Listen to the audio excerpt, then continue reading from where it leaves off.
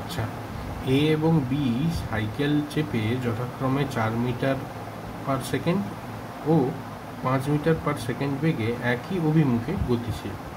একই অভিমুখে কোনো এক সময় বি এর থেকে 140 মিটার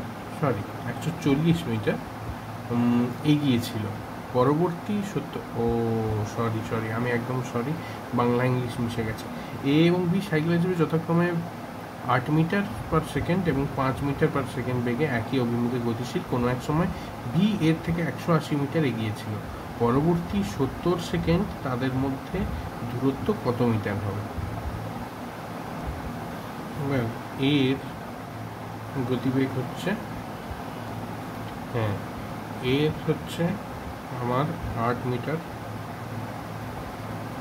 পার সেকেন্ড আর বি হচ্ছে 5 মিটার পার সেকেন্ড। এটা কোশ্চেনে বলা আছে, একই দিকে যাচ্ছে।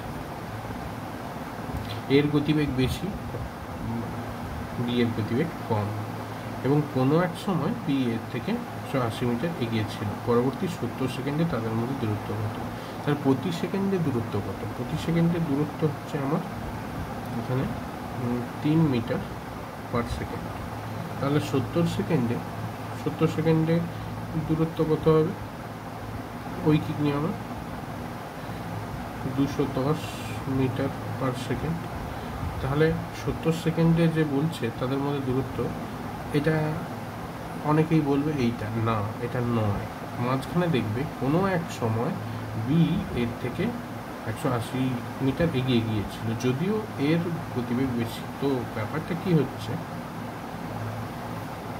এখানে এর থেকে কোনো এক সময় বি এর থেকে 100 মিটার এগিয়ে গিয়েছিল। তাহলে এখন প্রথমের দিকে যে ব্যাপারটা, প্রথমের দিকে আমাকে বলতে দাও, এর থেকে বি কি হয়েছে, এইখান থেকে এইখানে 180 মিটার এগিয়ে গেছে, ঠিক আছে, 180 মিটার। কিন্তু যেহেতু এর গতিবেগ বেশি, একটা টাইমে এসে এ বিকে অতিক্রম করে চলে গেল। এইখানে এবার এ এবং এখানে থাকবে, এ অতিক্রম করে চলে যাবে এবং তারপরে এখানে গিয়ে বি এইখানটা অতিক্রম করবে, ঠিক আছে। এবার তাহলে আমাকে বের করতে হবে পরবর্তী 70 সেকেন্ডে। তো এটার যে ডিস্টেন্সটা 70 সেকেন্ডে কত হচ্ছে, 70 সেকেন্ডে তোমার 210 মিটার, আর 180 মিটার হচ্ছে এগিয়ে গিয়েছিল। তো এইখানে নিশ্চয়ই হবে 210 মাইনাস 180, এইখানে মিলতে হবে, এখানে ক্রস হবে। তো এখানে হচ্ছে কত, 11, আচ্ছা এইটা হচ্ছে 30 মিটার ব্যাপারটা হচ্ছে।